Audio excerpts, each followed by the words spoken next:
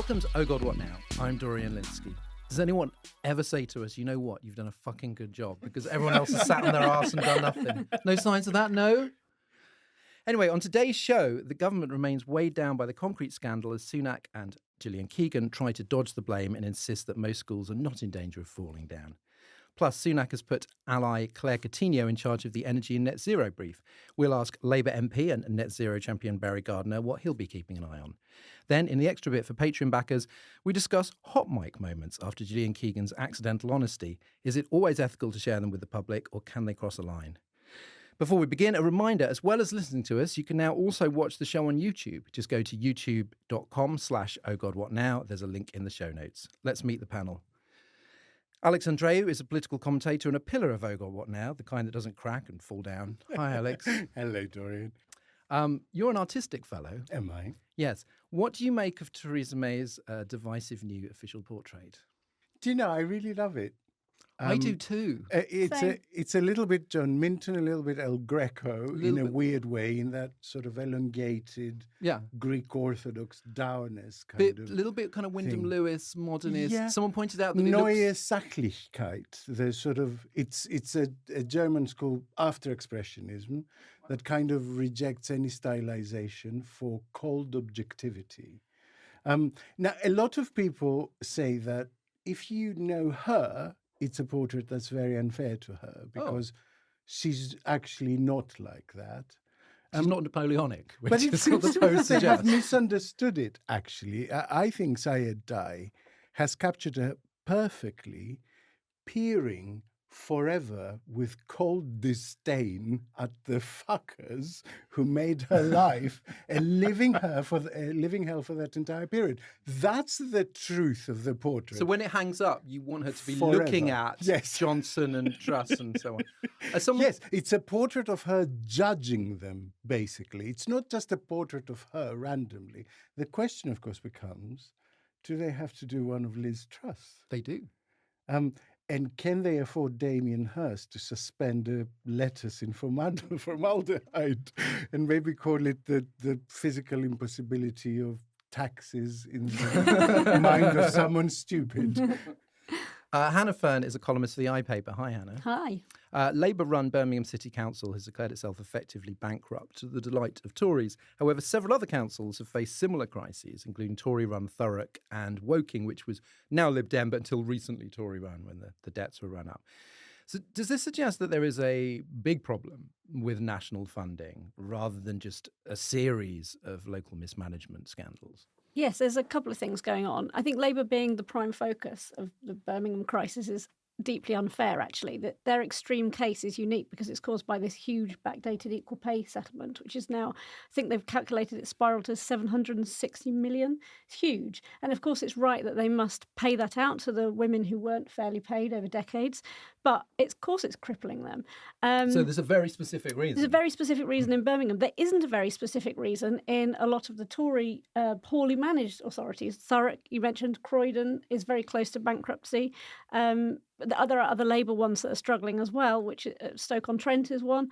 And yes, there is a national picture here too, which contributes to the Birmingham crisis, but is really responsible for all the others that are much nearer the edge. So the block grant to local authorities makes up about 75% of their overall income. It's only a fraction that comes from council tax and so on. And that's just absolutely been decimated since austerity began in 2010. So we're going to have more on austerity time bombs later. But so central government of all stripes love to blame local authority mismanagement for issues that are very often caused by the relationship between central and local government. And it's totally unfair to blame local authority management alone. Many chief execs are doing an absolutely brilliant job in almost impossible circumstances. So anyone who knows anything about my career will know that I would obviously say that. I've written about local government for years and I really stick up for public leadership because it's a job that hardly anyone wants, actually. So, yeah. You can see why. Barry Gardiner is the Labour MP for Brent North. He served as a junior minister under Tony Blair and held shadow cabinet posts under Jeremy Corbyn, including 2 related to climate change. He currently sits on the Energy Security and Net Zero Select Committee, and today he's our special guest. Hi, Barry. Thanks for coming in. Yeah, it's great. So there were rumours in recent weeks that Ed Miliband would be removed from the climate change and net zero brief in Keir Starmer's reshuffle this week. He's still there. Are you relieved? Did you think that he was at risk? Because a lot of the talk was about that he had, as that former leader, he was kind of, throwing his weight around, and this was kind of ruffling feathers. No, I don't think so. I think it's a really good thing that we have somebody who has the knowledge, the background, and the commitment on climate change that Ed has in the shadow cabinet. I think there were obviously tensions around the dropping of the commitment to do 28 billion a year effectively for the whole period of a future Labour government, and I think that was inevitable. But I'm glad those have been worked out, and I'm glad that Ed is still there driving this agenda forward. Because let's face it, if you say that a green prosperity plan is the only way that you're going to get sustainable growth into the economy, then it cannot make sense to say, but we'll wait for the economy to grow before we start the green prosperity plan. So, yes, of course, it'll take time to ramp it up. That was always going to be the case. But I think we've got to see this happen as soon as possible, and get it up to that full 28 billion as quickly as possible. You just look at the investment we're losing, right? The way in which Biden has tackled this in the Inflation Reduction Act, it is huge, the investment that they're looking to put into their economy in terms of green growth. We need something that, obviously we're nowhere near the size of the American economy, but we need something that proportionately for us is as big. Even 28 billion is not there. But hey, let's make sure we get there as quickly as possible. Well, you don't have to name names here, but when you had a Labour insider anonymously briefing against so-called tree huggers, and there was a little bit of kind of green scepticism being briefed, did you have a clear idea of who that might have been, or the kind of people that are maybe less keen on this? You just should never have asked me to come on a podcast. You really should, because I never name names. I never leak. Oh, no, I don't want the name, but I wanted to know if you had an idea privately of who that was.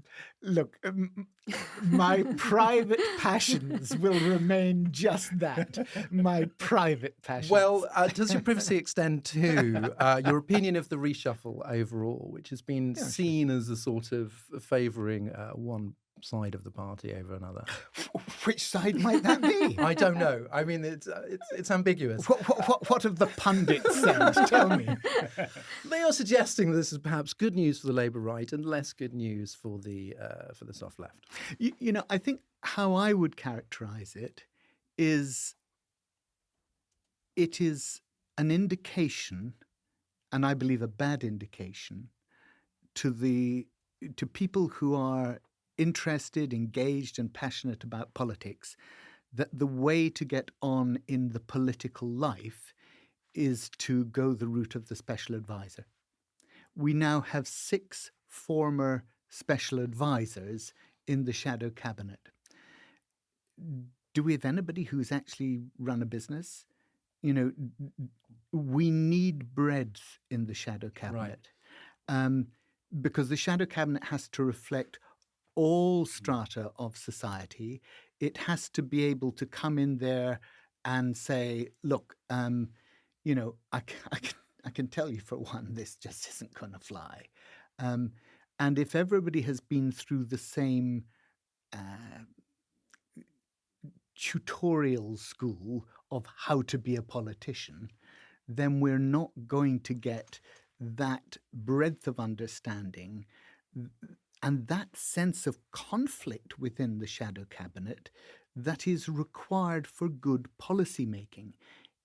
Good policy making comes from a really intense discussion with people who hold a differing position to you, because you thrash it out, you then come to a conclusion that, maybe not all of you like, but you're prepared to accept and go along with. And you then get cabinet responsibility clicking in, and everybody says, OK, I can live with that. I think that will get us ultimately to where we need to be. But if everybody starts off from the same position, you don't have that sand in the oyster. And the frightening thing is that the same thing is true of journalism, of course, which is supposed to call politics and policy making to account. And yet there's a pipeline for that also.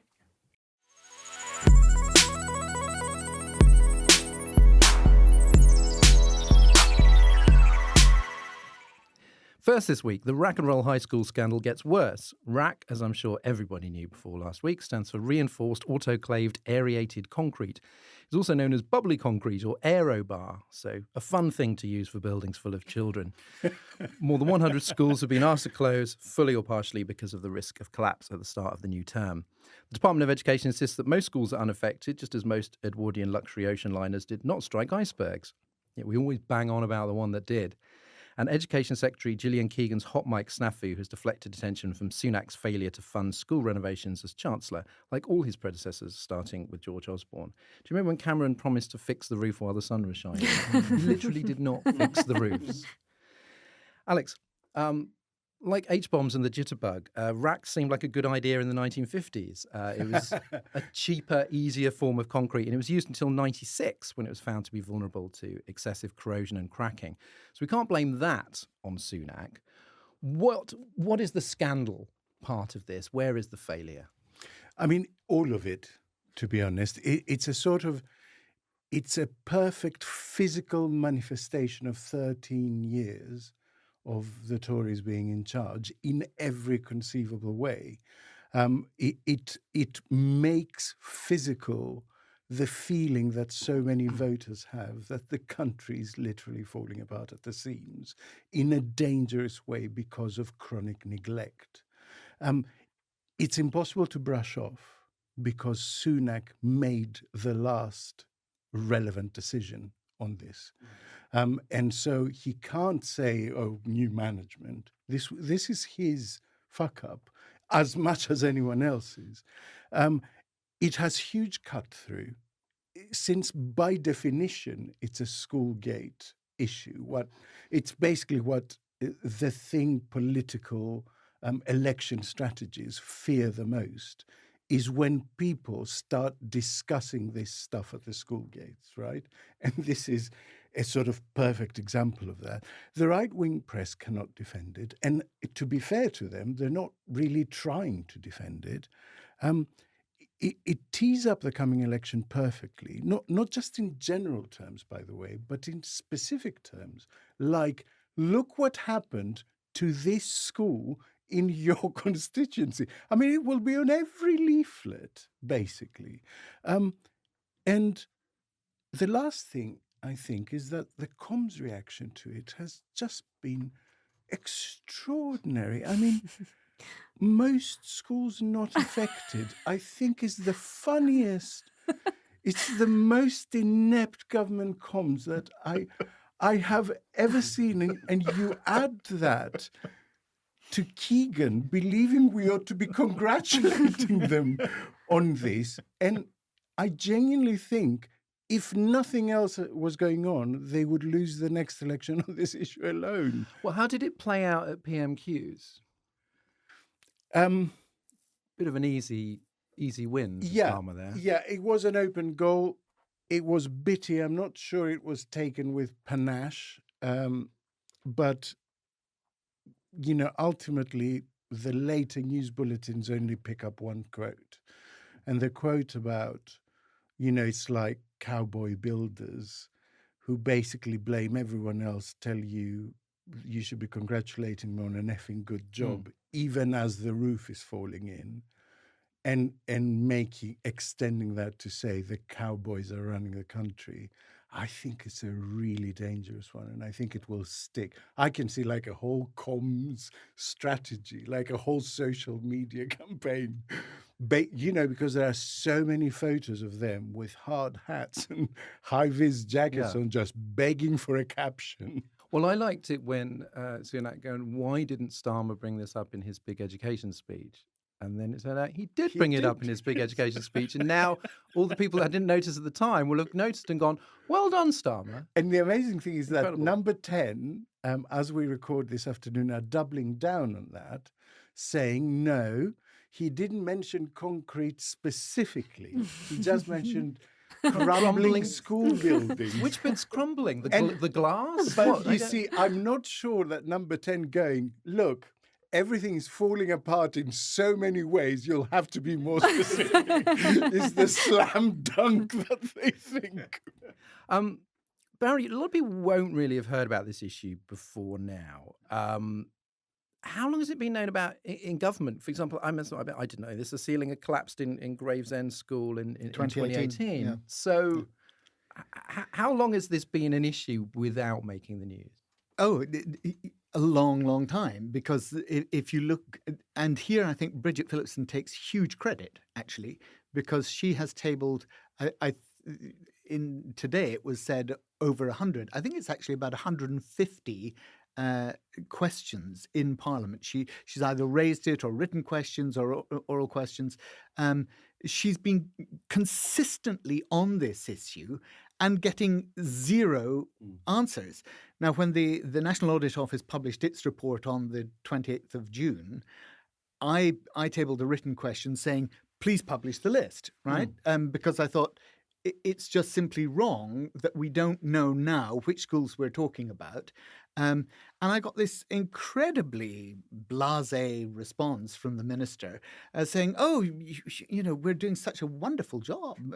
Which And they still think about it. Yeah, well, What's the excuse for not publishing the list? If you just go, okay, here we have a list of over 500 schools, I think, that are at risk, but we're not going to tell you which the schools are. Like, how are they spinning what that you one? What you do when you do that is you make every single parent in the country afraid, thinking, oh my God, is it my kid's school?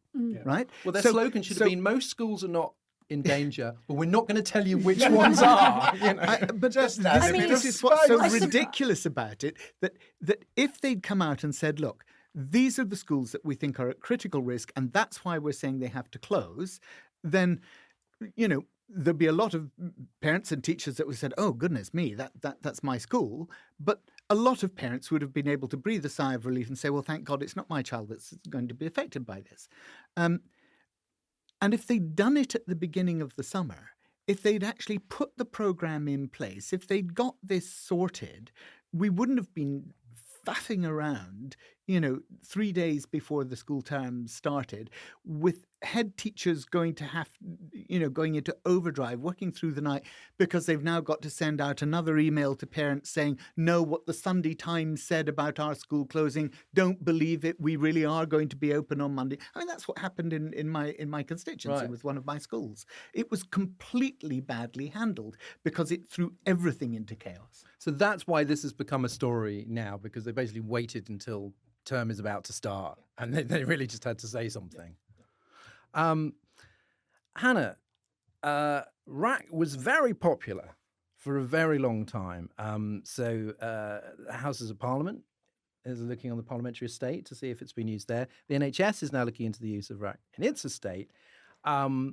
Do we know anything yet about the risks to staff and patients, or are they just sort of scrambling to find out? Yeah, well, I mean, the risk seems fairly significant. The NHS England has already told hospitals to be, and this is a quote, ready to evacuate in case it's found on their site. So that is a fairly complex request. Ready to evacuate a hospital of critically ill people. There are assessments ongoing now to see the scale of the issue. It's too early to actually say how big it's going to be, but we already knew, just like they knew about the schools and weren't sharing that information, we now know that 19 hospital trusts are already affected. So that's the minimum. 19 large hospitals plus their outlying buildings on the trust estate. And where it does exist, it will be a significant problem. One of the worst affected hospitals that's already known to be having a crisis about this is Hitchingbrook in Cambridgeshire. And it's already had to ban obese patients, which they count as anyone weighing more than 19 stone, from having surgery in any of its operating theatres except on the ground floor, because of the risk that the additional weight in those rooms will result in the floor collapsing. It will be very disruptive and expensive, And obviously the NHS is not in the best place to weather it at all. That's why, obviously, why the government has reduced the number of doctors, reduced the number of hospital staff, reduced the number of nurses. It's to make sure the buildings are safe. keep it light. I don't know why you don't They're going understand to sell all the equipment I do next, think- because that's quite heavy. perfectly plain. I do think the fact that we know already that 19 trusts are dealing with this, and yet it hasn't been in the public consciousness, just demonstrates, exactly like the schools, that this has been understood by the government for a long time, but they have just not spoken to the general public about this significant risk to their health. As a working parent of school-aged children, the idea that you think it's acceptable to wait until the first day of term to say, oh, well, we might have to homeschool with, video links again, like the pandemic up until Christmas. I'm sorry, that's not possible for people who work. Who's going to be at home with the 6-year-old? Well, you don't want to go back to monitoring to their lockdown homeschooling. These Absolutely children not. have been the worst served I think any of us can remember. They're the ones who've had the whole experience of COVID and isolation. They're the ones who've had remote learning. They're the ones who've had the problems with the examinations. They're the ones who are now having to, have their schools cordoned off because of RAC. Every time it's these kids, this generation of kids, that it has had to face up to the problems. And this is caused by, let's face it, a government that says we don't believe in the public good. We don't believe in the public good of schools. We don't believe in the public good of hospitals. We don't believe in the public good of the court service, because it's the court service too that, they're closing some of the magistrates' courts.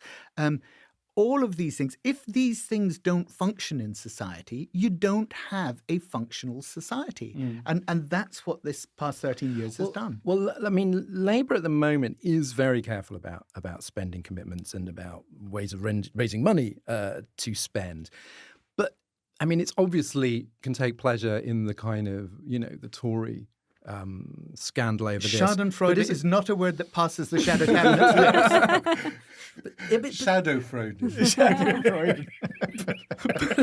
But is this going to necessitate pledges on rebuilding schools? I mean, that is something the last Labour government can be proud of. Absolutely. And it seems that, that's one thing they're going to have to promise. Yes, of course. Look, you can't criticise the government for not doing enough and then say that we're not going to do it. And I'm absolutely confident that we will, because we understand how important it is.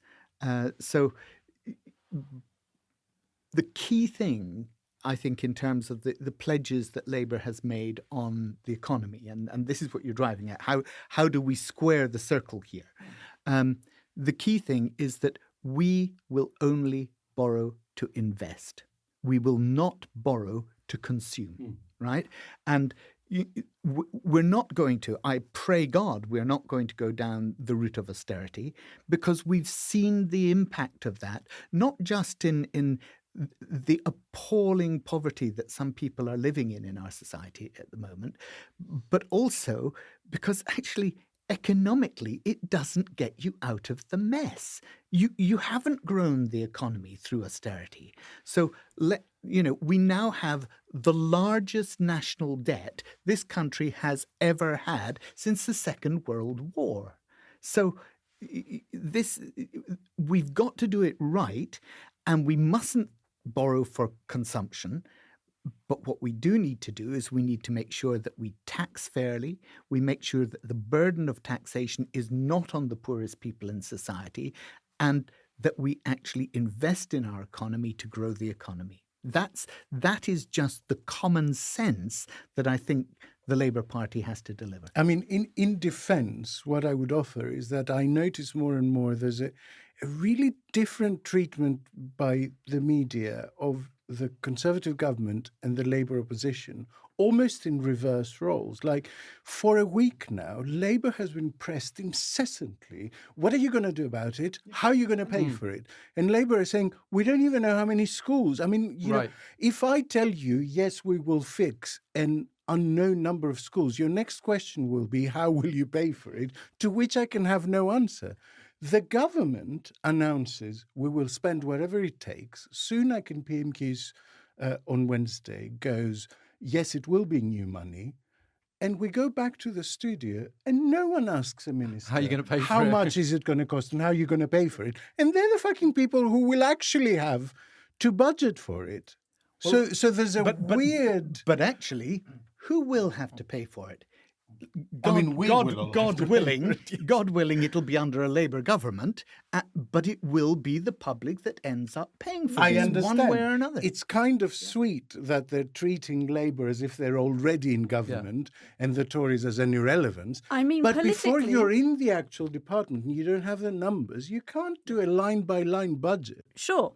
Although politically, I don't think this is necessarily a bad thing for Labour because they're able to keep saying the government has failed to give us what we need to put together a decent plan. Can I just go back, though, to what you were saying about Sunak not escaping this? And you see, I think he's had a pincer movement against him this week, really, hasn't he? Because you had Nick Gibb saying that he was asked for the 200 by the department, the 200 schools to be refurbished, and he said no more than 50.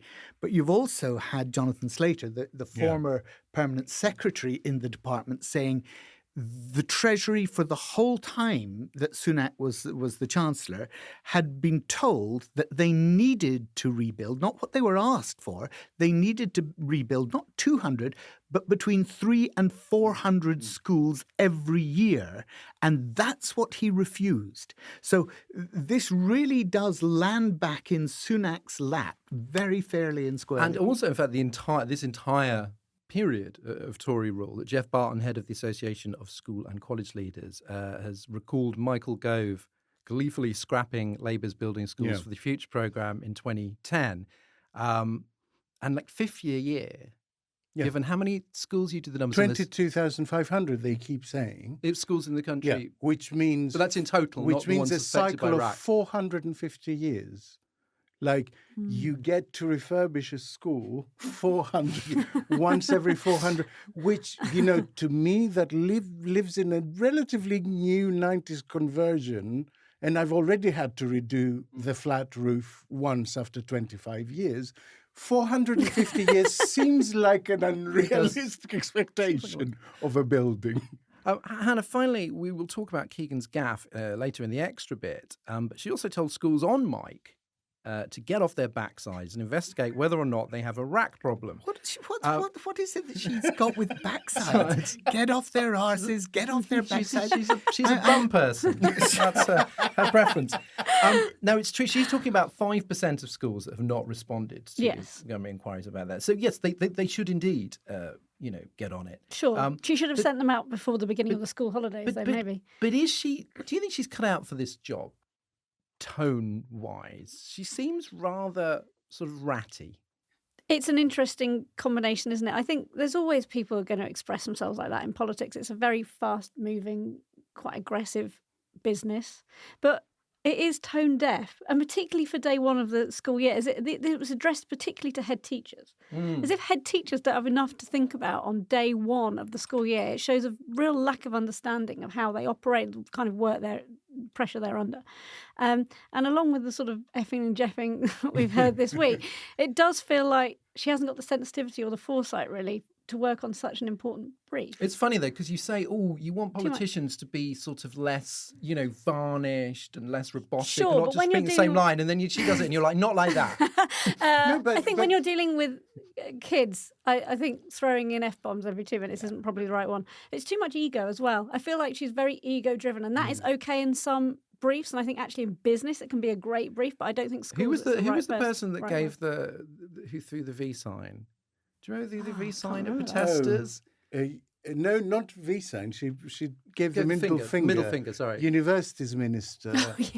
Andrea Jenkins, I want to say. Right. It's got that kind of energy. Yeah, it has that vibe, yeah. Can we just go behind what she said, though? Because it seems to me that, and we can all laugh at the gaffe and all the rest of it, but if we go behind what she was saying, she was actually pointing the finger at her predecessors.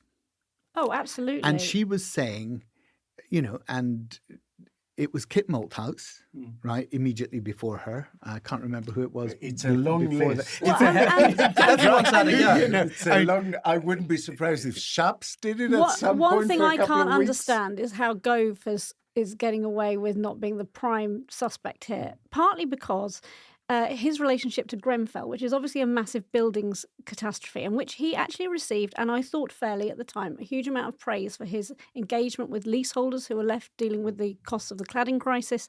But actually, and who still are. and who, of course, who still are. It's a massive ongoing situation. In fact, there's still about 10,000 buildings that still have cladding on, of which 50 are high-rise. So ongoing massive issue, which he did show a lot of leadership on. But then we discover that behind that leadership was him going, oh, there's another building situation going on here that I'm just going to wash my hands of because it's too costly and too complicated and I don't want to introduce that to the public.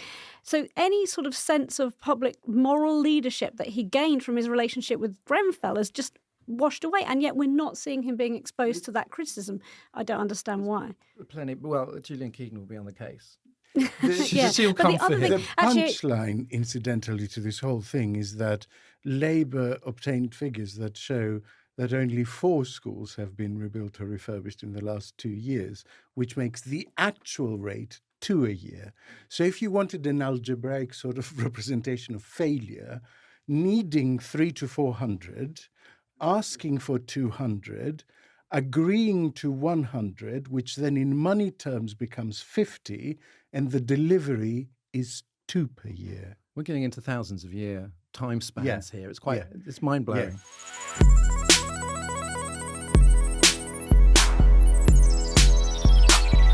Now let's have a question from one of our Patreon backers in But Your Emails. It's quite a big question that we will try to answer quickly. Kevin McAvoy asks, having just read Ian's book, How Westminster Works, I think this is Ian. He's sort of plugging his book. One of the main problems with our political system is short-termism, Grant Shapps being an extreme example. Our democracy centred around 5-yearly elections is a significant contributory factor. It means that crumbling schools can be ignored as long as they're going to collapse on the next education secretary or next government's watch. How do you think more strategic mid- and long-term planning can be achieved while still maintaining at least the illusion of living in a democracy? I presume that means like totalitarianism is good for strategic planning, but bad for everything else. So yes, what kind of reforms? And you can't quote from Ian's book.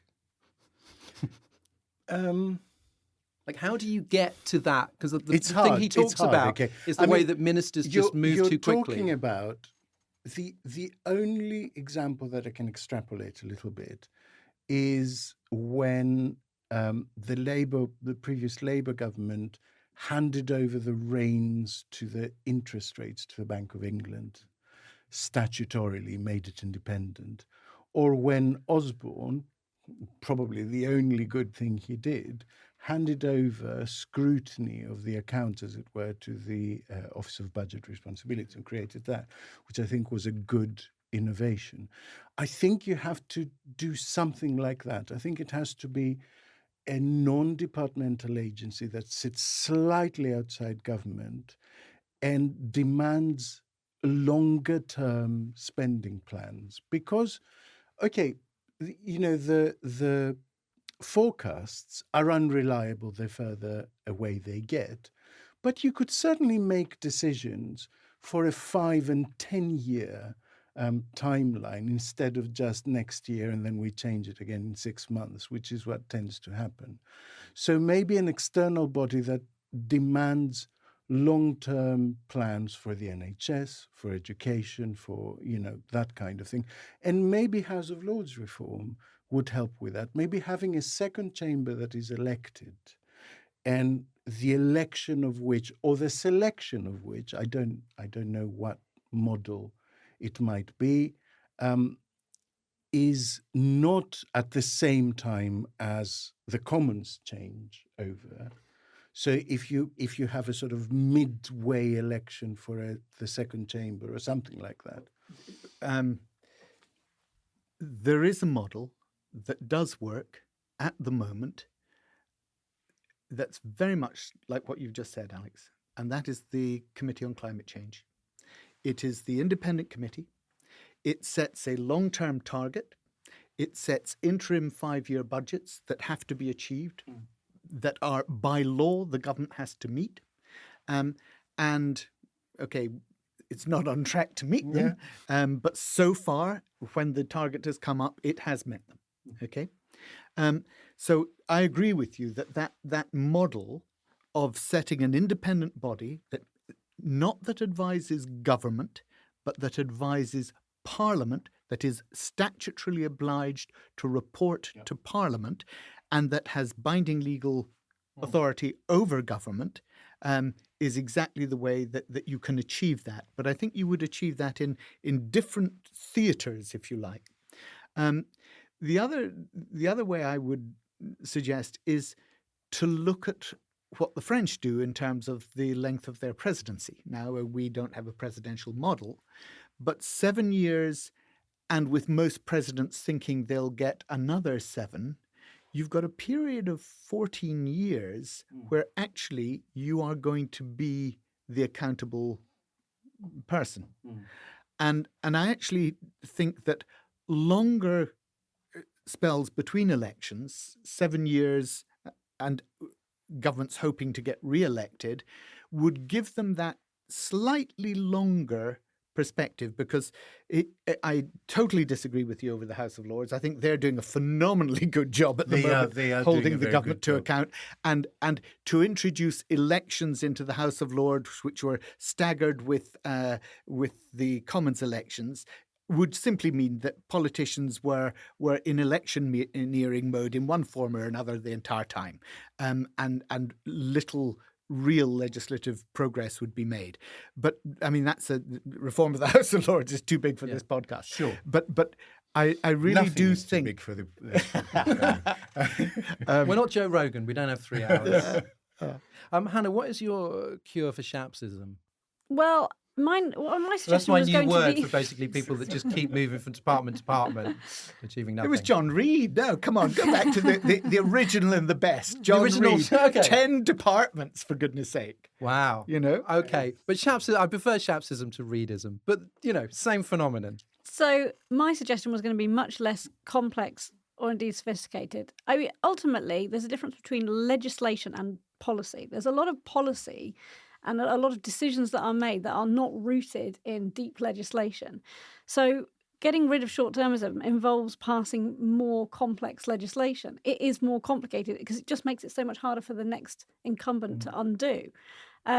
Obviously, it can be undone. The scrapping of the Child Poverty Act was an example of that, when people make bizarre, wrong-headed decisions and undo good policy. But it's much more difficult to do, and doing so involves a large public discussion. It becomes a media-worthy issue. So that means at least there's a debate. That's my only suggestion. So there you go, Kevin, or Ian. I believe you really are. Kevin.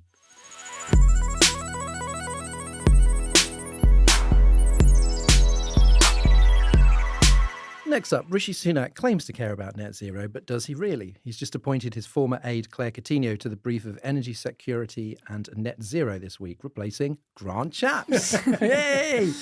A tough gig to give to a mate. What's in her in tray? Barry, let's start with you. Earlier this year, Coutinho wrote to Sadiq Khan to oppose the ULEZ expansion, which doesn't seem like a great omen for a job which involves reducing emissions. Can I just point out that Grant Shapps, her predecessor, had written to Sadiq Khan during the pandemic to insist that he did impose the ULEZ. But, look, consistency in government is devoutly to be wished, but not often achieved. So what do you think of her appointment? This is your sort of department. How much do you know about her and her commitment to these issues and experience and so on? Straight answer, I don't know her commitment to these issues. I don't think she's on the record as having expressed, a great deal of views on it. But I know what she needs to get on with and do, and that is she needs to sort out the winter crisis that is looming in terms of household energy bills. And she needs to do that in 2 ways. The first is that she needs to just ramp up the energy efficiency of buildings in this country. There was a time when we were actually insulating hundreds of thousands of buildings a year. Insulate Britain. That has gone. We need that because the cheapest energy is the energy you don't use, right? So you've got to insulate those homes. You've got to do the energy efficiency as an absolute priority. And all the schemes that the government has put out for this have failed, and they've acknowledged that they've failed. So that's the first thing. The second thing is that they need to look at what the energy supply companies are doing. And, you've just had one of them, E.ON, that had, what was it, a £5 million fine for their failure in customer service. You've got British Gas that's just made a 900% profit on its last year, or over its last year's profit.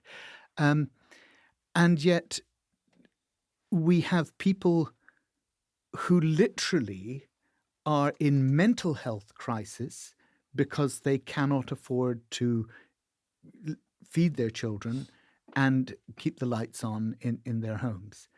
It is not acceptable that these companies are making huge profits at the same time as the very poorest in our society are suffering as badly as they are from all of the cost of living crisis and the energy crisis.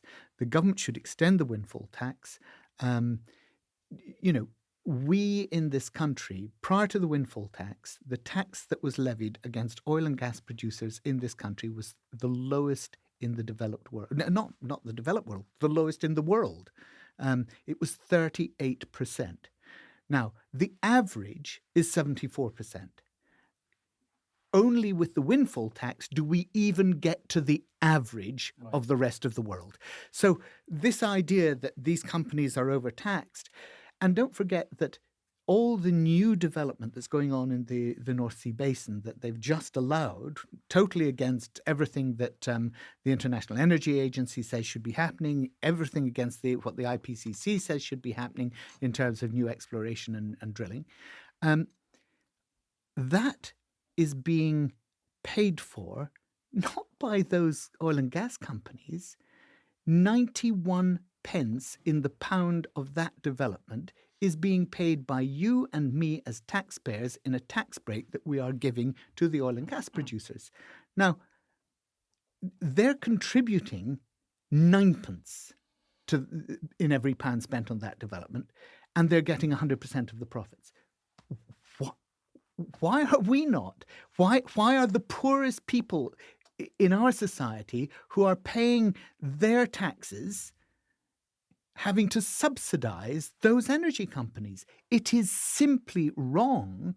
And, I welcome a new Secretary of State coming in, but she needs to understand that people in this country are hurting badly, and it's their energy bills that are causing it.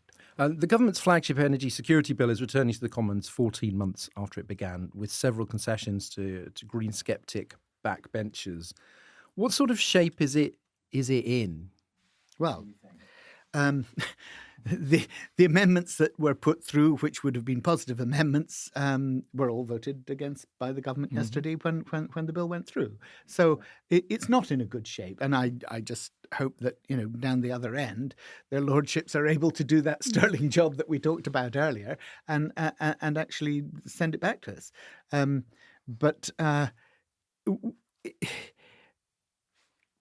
Let's just take one of the things that even the Conservatives have been fighting amongst themselves over. And that's if you take onshore wind. Okay? What is that costing the British economy? It's been calculated that is costing the failure to press on with onshore wind, which is the cheapest form of energy production that we have. It is, of course, carbon neutral. It's a renewable form of energy. The cheapest that we can possibly have. The failure to implement that, we're told, is costing £182 on every person's bill in this country each year. £5.1 billion a year. Now, That is just madness. And this government are still arguing amongst themselves as to whether they should allow it and under what conditions. And a fudge was done so that the amendment was dropped. And, both sides will go away and claim victory, right?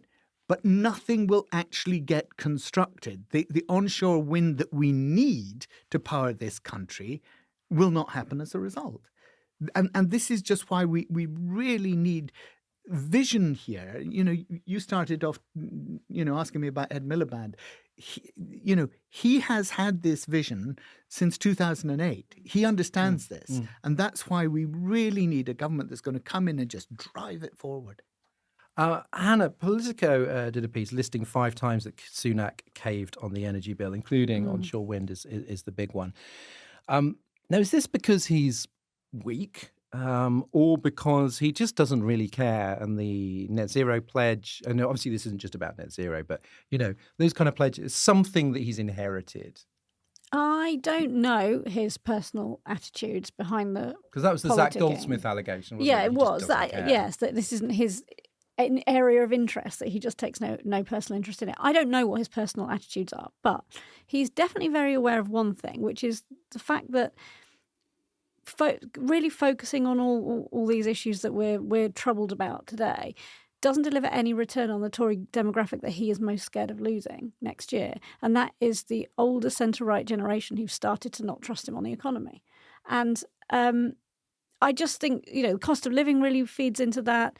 These are the people who didn't like his socialist, I'm using air quotes, socialist furlough scheme. So it's ecological idiocy, if you ask us, but it makes a lot of political sense. And this is how the way modern politics and Westminster, Ian talks about it all the time, the way it works now doesn't serve us as a nation at all. Well, this is also kind of economic idiocy, surely, because, why absolutely. would industries invest in big infrastructure if, sort of NIMBY backbenchers have the power to block it? Well, that's absolutely true, but that actually isn't entirely new to these set of policies either. If you think about fracking, the creation of all these investment funds and so on, and business structures to facilitate that, only to abandon it. So it works both ways for both the policies that we might roundly support and those that I personally might be sceptical about. That business doesn't respond to constant flip-flopping, Brexit being the ultimate screw-up with that. That was just a flop, wasn't it, rather than a flip-flop? Well, it's definitely new controls coming in on customs it was the ultimate intangible. On its 5th cancellation, 5th postponement. Exactly, yeah. It was the intangible that was the big problem there. Yeah. When all the promises were made and then it was stripped away by the constant failure of negotiation, what you end up with is that ground of uncertainty that means no one can invest. Alex, regarding Coutinho's role, Barry talked about really the most urgent problem, like this winter crisis, it's fuel bills. Because it's going to be bad because the government scheme comes to an end. Yeah. And so I think we've talked trust before legacy. about the gap between the government's rhetoric and lived reality, and that's where you lose elections, that gulf. And with government pretending everything is going swimmingly now, people will see their energy bills actually go up this winter because the government scheme is coming to an end. But did you see what Sunak said at PMQs today? That he will. He said that in answer to a question, but we've halved people's energy bills. This is unbelievable, and that's that discrepancy that you're talking about. It's like Because, Jeremy in Hunt, fact, who believes they've that been doubled. halving inflation to 5% puts money in people's pockets, and it's like, what are you talking about? You are the Chancellor. Stop talking. But That's not how he numbers knows work. that's not how the average person understands it. That people don't understand. But it's that not that's like still a reducing rise. inflation is not the same as like bringing prices down. No. Yeah, no, I And- agree with that, Hannah. But then he runs into the problem of reality. He runs into the problem of people opening their bill Yeah. And the in two don't November match up. Exactly. and seeing Exactly. that saying they it's can't not afford halved. it. Yeah, exactly. Sorry. But Alex, looking into the future, Yeah, I am. The UK is currently not on track to hit its 2050 target. Surprise, surprise. Do you obviously We're anticipating a change of government. Do you think it will get there? No, I don't think so. I know there's an optimistic and hopeful part of me that wants to believe it. But what I see in the last few months is that this government has taken an issue on which the nation was this close to reaching consensus, actually, and they've taken it back into contention. It's absolute political vandalism that they have done this for minimal gains, I suspect, for, not losing 150 seats rather than 200. It is shocking that they have chosen to take an issue that's this important, on which the nation was so close to saying, yeah, we need to get And We're this not I done. America on this issue. I can't actually share the detail because it hasn't been published yet, but I'm writing a piece for the Eye on that at the moment, and it's not even going to be that amount of seats. Looking at the council seats that have been affected by LTNs and Yeah. the debate over that, it's literally nothing. Can I offer something So- for your piece that is a perfect example of Feel this? free, although I've already Richard filed it. Drax, Phone him up. yesterday in the debate about the new bill, raged that we are imposing this cultish net zero mentality on people, right? He called it cultish. This is proper environmental denial.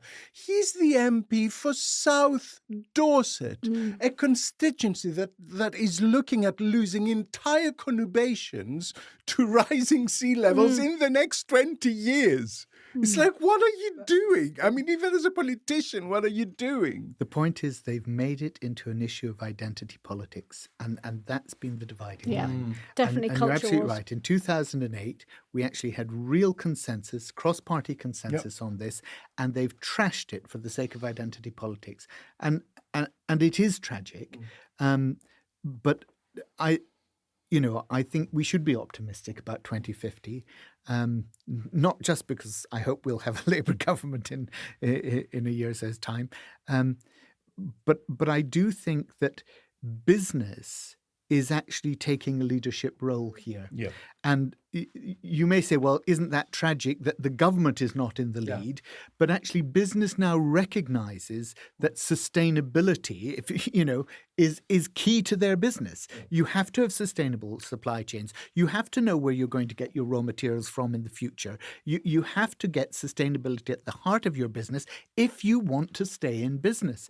And so business will drive this, and they will bring a recalcitrant government to the table. That's my hope. I mean, you're right. The Committee on Climate Change says that we're way off track in meeting our current targets, right? So I am an optimist.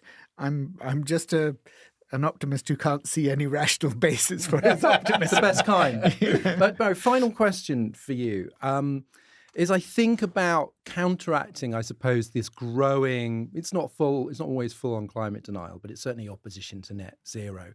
Now, Mogg opposes the energy bill. He tweeted... Mogg the cat? Mogg, this is what we call Jacob Rees-Mogg. Oh, right. Yes. Okay. Opposed the energy bill, tweeting, cheap energy drives growth and prosperity. The energy bill will make us cold and poor. Fact check to come. This is Citation. This is one of those arguments. Another, of course, is that it hurts the economy. But Energy UK claims net zero could boost the economy by 240 billion by 2050. So the political challenge, is this the key political challenge, to tie, what is good for the climate to prosperity, to lower bills and so on? And do you think that Labour, as we are coming up to an election, has sort of cracked that messaging? Because it's not just an election issue. It is a public consent issue that if it gets into government, they're going to need to sell this to voters. Yeah, look, you're absolutely right. And the key thing is this. The younger your voter profile, the more they get it. And what that means is the demography is moving in favour of further government action on climate change. Because over time, the generation that actually thinks, oh, well, this doesn't affect me that much. I've made my money. I've got my house. It's not something I need to worry about. actually is dying off. And the younger generation are coming through and saying, yeah, this does affect me. This does affect my kids. I am concerned about this because I'm going to live through it. And whether it's, drought and floods in other parts of the world that are affecting our food security, whether it's the refugee crisis that's going to come as a result of coastal inundation and whole populations having to move, whether it's the conflicts that are going to happen because of all of that, and the warfare that will result. Yeah. This is my life you're talking about.